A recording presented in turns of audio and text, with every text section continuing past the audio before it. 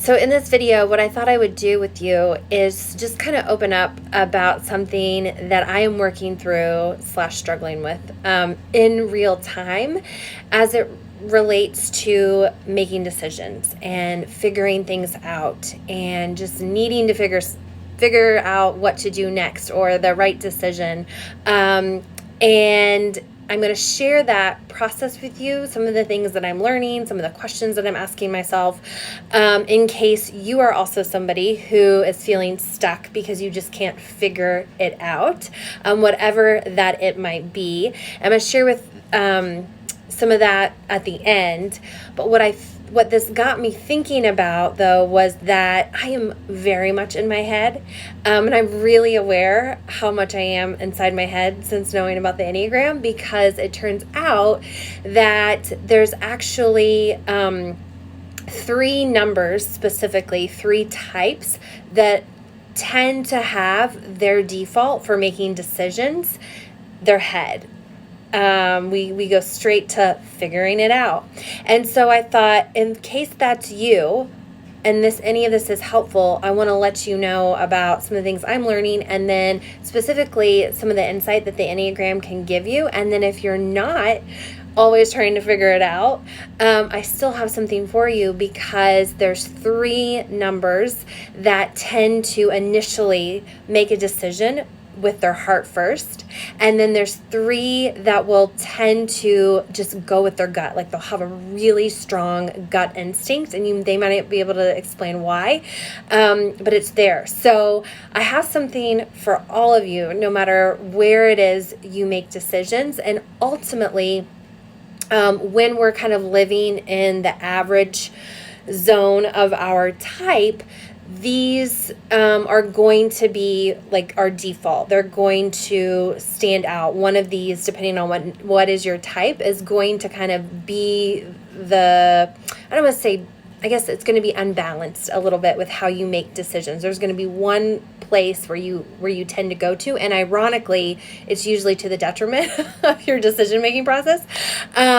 However, the goal is to get to a place where we're using all 3. So just because we're in one of these 3 right now doesn't mean that's where we have to stay.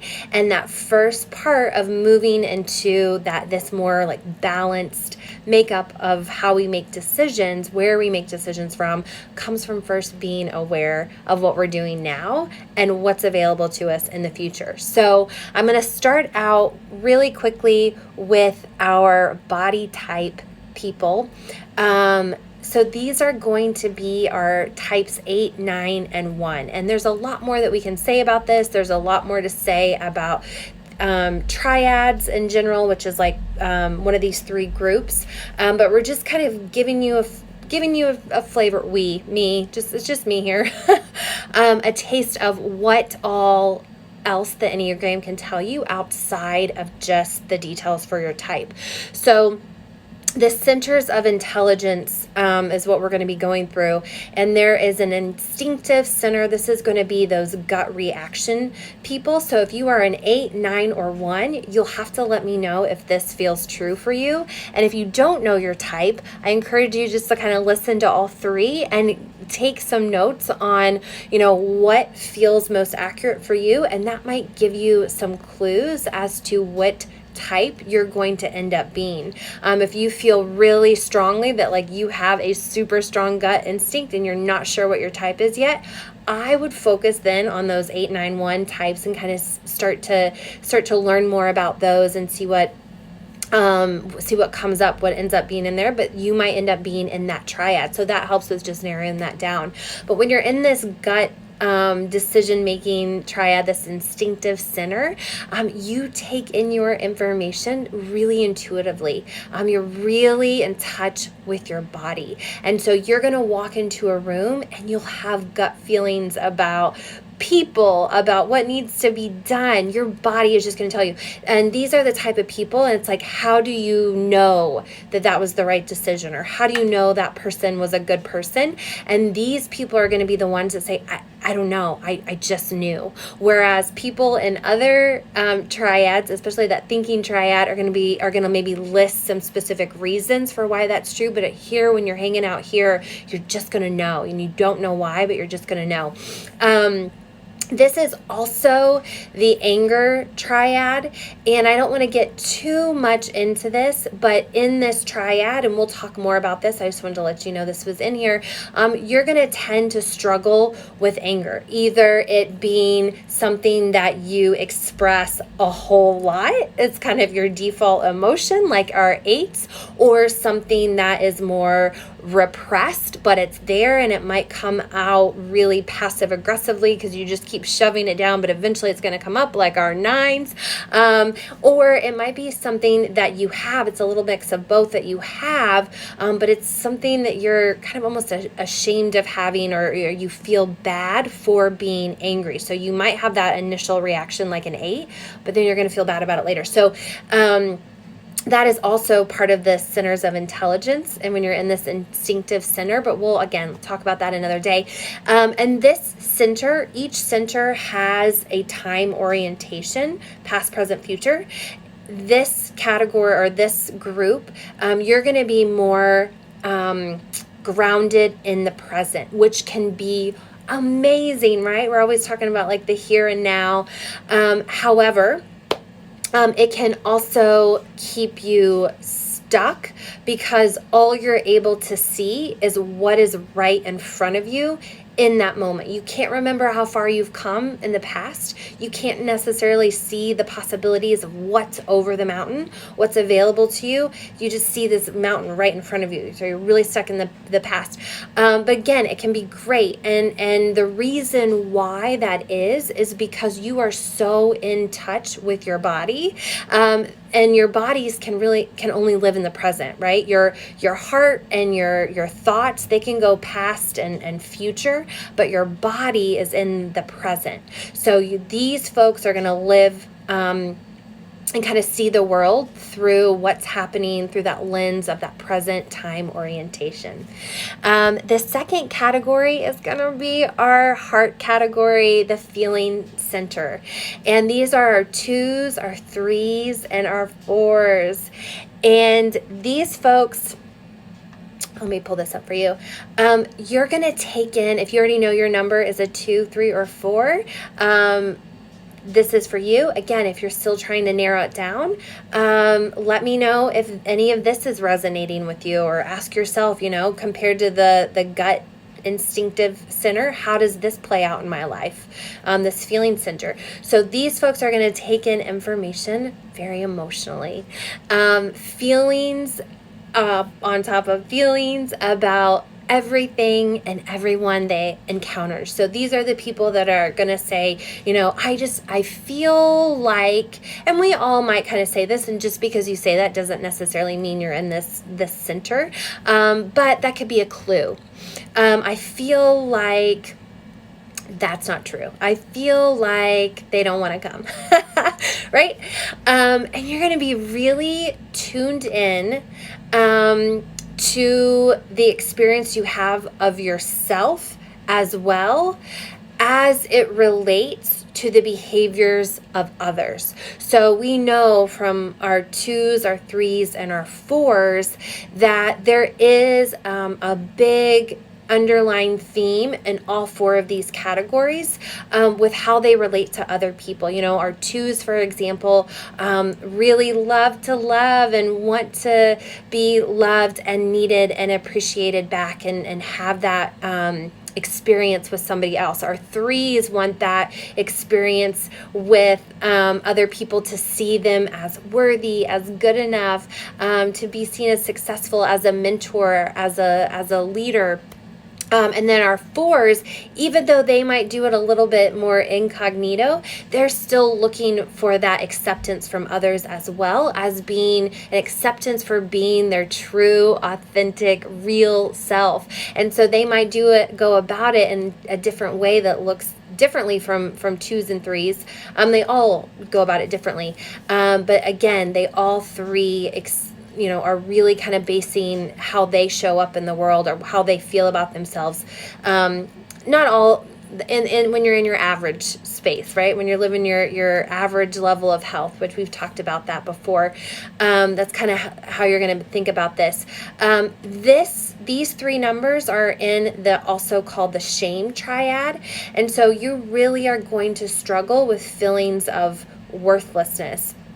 The reason why is going to be different depending on what your type is.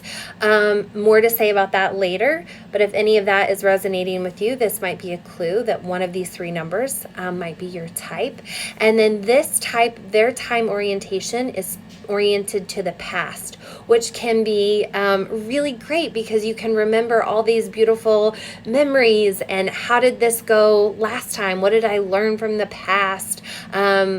Be very nostalgic, right? But then also, like everything, it has that light and that shadow side, and you can get stuck in the past with like, oh, well, that's how it went last time, so that's how it's going to go. That's how it's always going to be. You're going to have trouble maybe seeing the possibilities in the future because you're still focused on what happened in the past. So just something to be aware of. And then the last category in here is our Thinking Center, is our head triad. And actually, let me see here. These are going to be our 5s, 6, and 7s. And so our Thinking Triad is going to take in information analytically. And these might be our overthinkers. And so where we talked about in the last category with the 2s, 3s, and 4s might say things like, I just feel like ... Those in this category might say something that might come out as like, I think that the answer is, or I think that, right? Because we're thinking in our head. We're always thinking. Lots of chatter, lots of mind chatter, lots of over analyzing. This typically gets associated with, just in a lot of the memes, with type 6s, but 5s very much, 7s too very much. And so in this category, these people are very observational folks. And so they're going to depend on facts and logic more so than feelings and emotions to help them make a decision. So when I first introduced the Gut Triad and we talked about those people just saying, I just knew that was the right answer, or I just knew they were a bad person, or I knew that they were a good person, or that was the right thing for me. I just knew. These people, when you ask them, how did you know? They're most likely going to have a long list of pros and cons, reasons why they felt the way they felt or thought the way that they thought. The decision that they made is going to be much more thought out bullet point list here. Like we've talked about, the first group, the second group being in the shame triad. This category, this group is in what we call the fear triad. And so here they have a lot of difficulty making decisions, planning for the future. And so there's a lot of fear, different types of fear.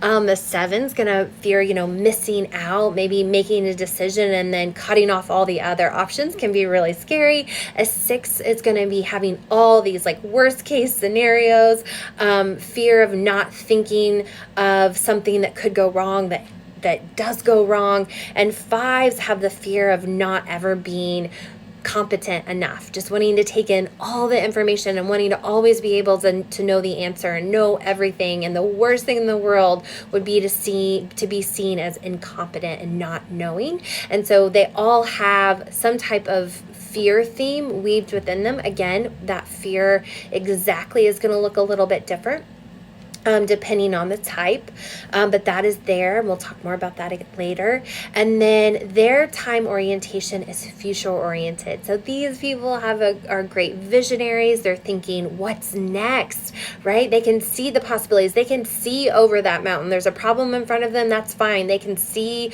the potential in the future. However, the shadow side of that is sometimes getting caught up in the future, living too much in the future, not appreciating where they're at in this moment, maybe not remembering the good, the things that have happened in the past, either, help them make a better decision in the future, right? So with all of these, there's great things, and then there's things just to be aware of that can be a challenge as you're making decisions, as you're thinking about, what's right for you, a problem that you need to overcome, a conflict, and just kind of knowing that about yourself. And also, I think the biggest thing for me was knowing that not everybody's thinking what's next, like I am as a 7. And not everybody's, making this to-do list. Like some people just know, and I just need to accept that like some people know and they don't need to justify it, right? And so just realizing that like your partner, your work partners, your teammates, your best friend, your family are going to be seeing the world most likely much differently than you are, and just understanding where they might be coming from and knowing where you're coming from can be so helpful, and having really healthy conflict conversations when those type of things do come up. So the reason why this category or this topic even got brought up is because, well, one, it's a really important part of the Enneagram, and I was just waiting for, I guess, a good time to bring it up. But something that I have been catching myself doing a lot lately is saying these exact words. I just need to figure it out. I need to figure out what my next offer is going to be. I need to figure out what I'm going to price it at. I need to figure out my content schedule. I need to figure out exactly what that program is going to be. I need to figure out where I'm going to live next. I need to figure out, what I want my next 3 months of, exercise. Am I training for this race? Right? All these things I'm figuring out. Like I'm making myself tired. These are just a handful of things I need to figure out. I need to figure out how to get to sleep better, right? So all these stuff. And I know that I'm not the only one, because I hear this a lot too, with clients and former students that I've had around like, oh, I just need to figure it out. A lot of the same things that I just mentioned. So if that's you, this might be helpful. And especially if you're one of those 5, 6, 7s in that thinking triad, this might be very applicable to you. And if not, we have we're able to tap into all of our centers of intelligence, right? So this might still be applicable to you, even if you're not in that thinking triad, and just figuring it out. And so, when we're just kind of going through life on the default mode, especially as we're in this thinking triad, if that's you, we're trying to figure it out. We're overthinking, we're overanalyzing, versus once we can become aware of that and start to step into, moving into our growth zone, our healthier version of ourselves, we're starting to listen to our inner guidance, our inner voice, versus outside advice, and then even like the chatter of our ego, right? We're listening to our inner voice, not our inner critic, okay? When we can get to this place. And so that's something that I'm constantly working on, is thinking, is this my inner critic talking, or is this my inner voice? And Dana Evans is a friend of mine who all she does is talk and teach about your inner voice. So I'm going to recommend getting connected with her on Instagram. It's I think it's at Dana Evans, or if you just search Dana Evans, she'll come up. So you'll have to check her out, all about the inner voice. And I'm learning a lot from her on this too. And then a question that I would encourage you to ask yourself, that I've been asking myself when I can catch myself in these I just need to figure it out moments, is how will I know when I figured it out?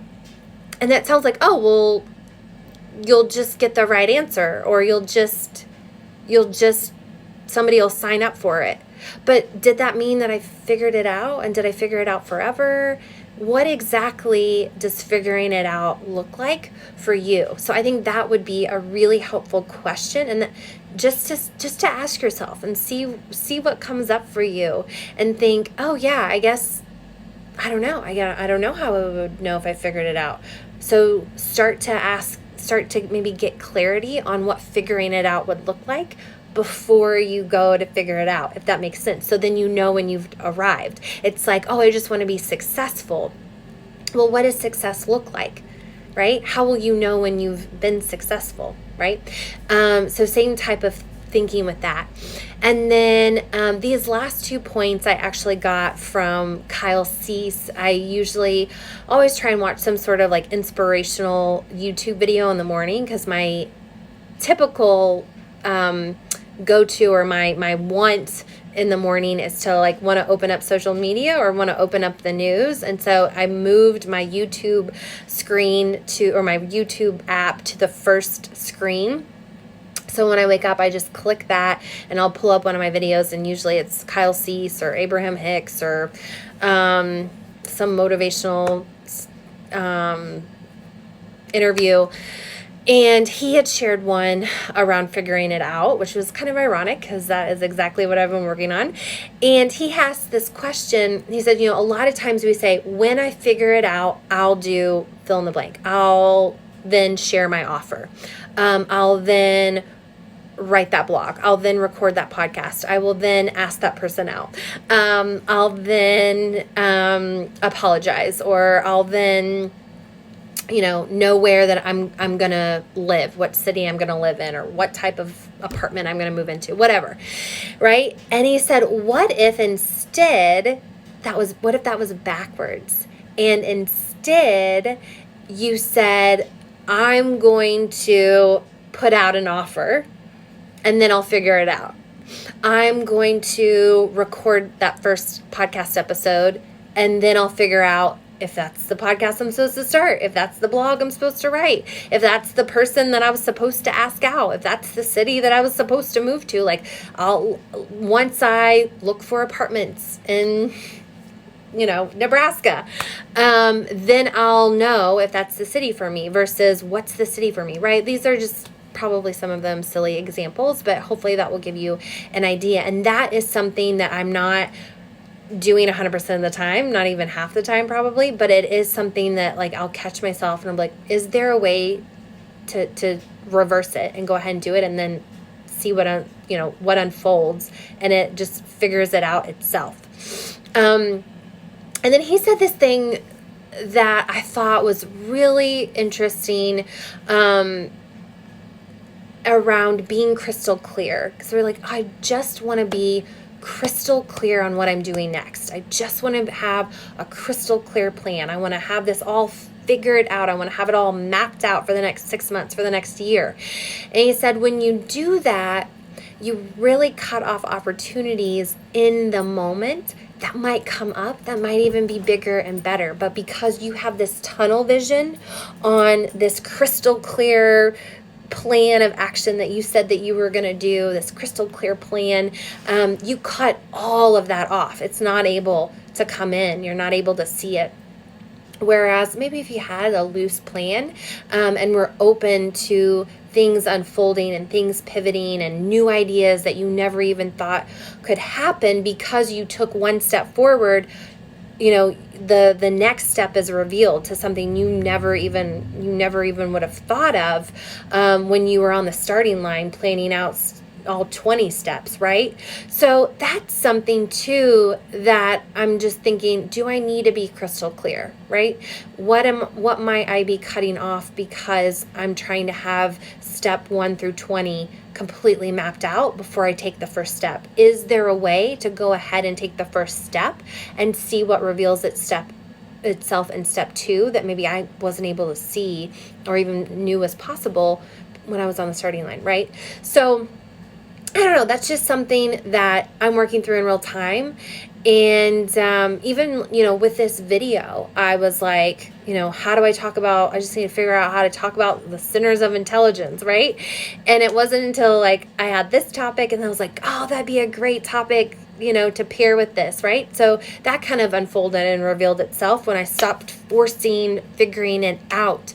Another example I'll share with you is that I have been trying to figure out, right, the best offer that I possibly can with the Enneagram, the best way to talk about it.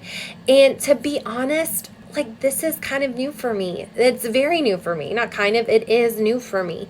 And so the fact that I'm I guess almost 4 months into this, and I don't have, a 5-year plan for my new Enneagram business. It's okay, but it doesn't feel okay sometimes.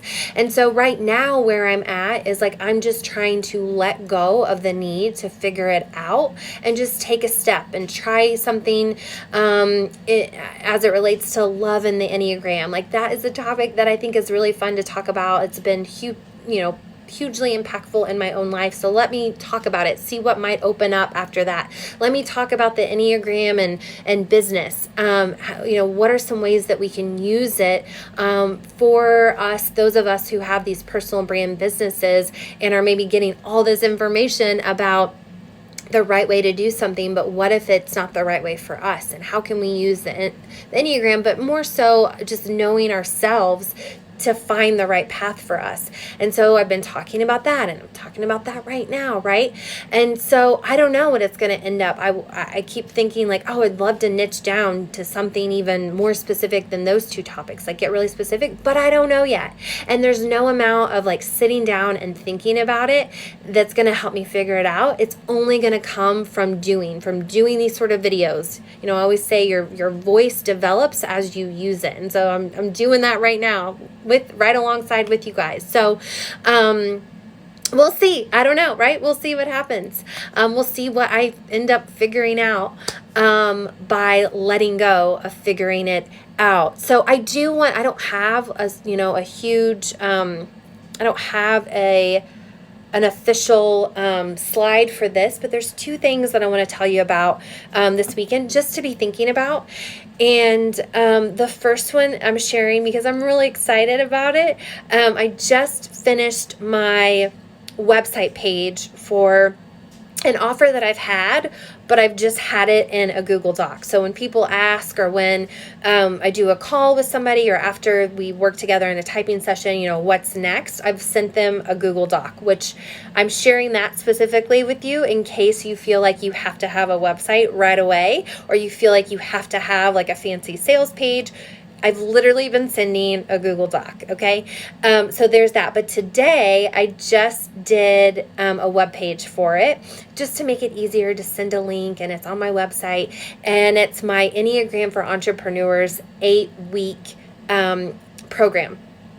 And if that is at all of interest to you, if you know your type or you think you know your type, the first week we're getting into your type specifically and confirming it, clarifying it, and then we're getting into all kinds of other things as it relates to how you deal with stress, where you go to grow as a business owner, the right strategies for you, unconscious message that you picked up in your childhood that's actually something that each Enneagram type has that has been super on point. It's kind of creepy, and how to unlearn some of that messaging that might be blocking you in your business and your visibility. So there's 8 weeks of that. If that's calling to you to learn more about, let me know. I'll send you the link. It's on my website now.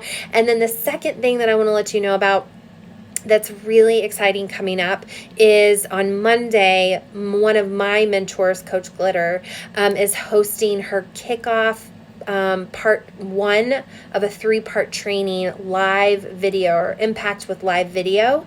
And I'm going to be sharing some things that I've learned from that. But it's so much more than just like the light you use. So like I got my ring light right here. It's so much more than like what background do you use, which that's a shower curtain, by the way, behind me. She teaches you kind of like all these nitty gritty tools and tactics and tricks, but really what you end up learning is a content strategy, a marketing strategy that all fits together. And so you feel really confident when you show up to do a video, when you show up to do a workshop, when you go to write a post, the things that you learn through live video that she teaches is so applicable in all different kinds of ways. If you have any sort of small business or personal brand business, I would really recommend getting registered for that training. It's 3 days. She has workbooks for each training, and you get opportunities for gifts. So I just think that, like, how could you miss out on that, right? So let me know. I have a link specifically for you for that. And speaking of figuring it out, if you've been trying to figure out how to go live, how to create consistent, meaningful marketing messaging, if you've been trying to figure that out, then she's going to help you. She's going to help you next week. Monday, Wednesday, Friday. Let me know if you want to know the details. Actually, I think I have something on that I might be able to throw a visual. Here we go. This is that 3-part training starting April 19th. Crickets to conversions. So good. Here is the link you can go to, or I'll just send it to you if that's easier. So with that, I'm recording this, let's see, on a Friday, but I'm posting it on a Saturday. So I hope whenever you watch this, whether it's Saturday morning or next week or whenever, on a Monday 2 months from now, have a great day. And if anything resonated with you, if you had any ahas or questions about your type or the 3 centers of intelligence, drop them in the comments, send me a DM. I love the Enneagram. I love becoming more self-aware. I love helping others become more self-aware. It has been the greatest gift to myself and my own development as a human being. So I love to hear from you. I love to hear your questions. I love to hear your ahas. So drop them in the comments or send me a message. I always love hearing from you. Have a great day whenever you listen to this, and I will see you very soon.